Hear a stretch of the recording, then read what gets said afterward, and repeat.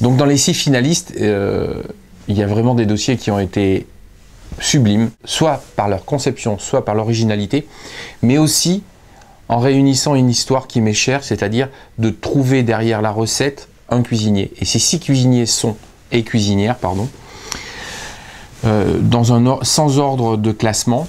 On va commencer par la première année de BTS du lycée de Gérard May, représenté par Kevin Chappell et coaché par Monsieur Benoît.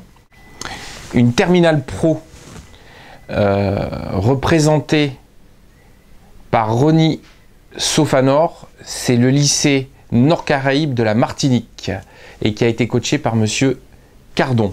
Première année de BTS au lycée de Dardilly, représenté par Cindy Guillot et coaché par Monsieur Paul. Première année de BTS au lycée Tyrrell de Paris, représenté par Clara Lorraine, coaché par Monsieur Koska. Je suis désolé si j'écorche un nom.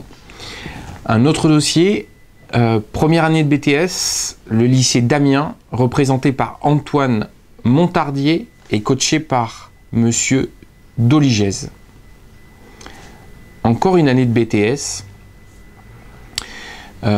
au lycée de Talence, Rémi Fauché qui va représenter sa classe, coaché par Monsieur Cusque. Pour suppléer ces 6 finalistes, la terminale pro du lycée de Dieuze, représentée par Kevin Lévesque et coaché par Monsieur Barbier, et la terminale techno de Bourges, représentée par Victor Villatte et coaché par Monsieur Guillou. J'aimerais vous dire que ces 8 dossiers sont d'une qualité exceptionnelle, que les 8 auraient pu faire partie des 6 derniers, mais il a fallu choisir et on a su trouver dans ces 6 premiers quelque chose qu'il n'y avait pas dans les autres. Donc bravo. Malheureusement, comme dans tout concours, il y a une présélection, des candidats qui n'ont pas été retenus. Certains dossiers auraient mérité d'être dans la finale, mais malheureusement, il n'y avait que 6 places et on n'a pas pu sélectionner tout le monde. Mais j'ai eu beaucoup de mal à me départager sur l'intention, sur la qualité des dossiers, sur les histoires qui étaient racontées. Ça m'a beaucoup touché. Je ne m'attendais pas à ça ce matin en arrivant à ce moment de sélection. Je pensais très souvent faire comme dans tous les concours, regarder les plus belles photos, regarder les plus jolis bons d'Economa. Mais vous avez su, par vos histoires, par votre personnalité, nous toucher simplement avec des dossiers. Donc bravo, et je pense que vous auriez pu être là et vous auriez su nous régaler le jour de la finale.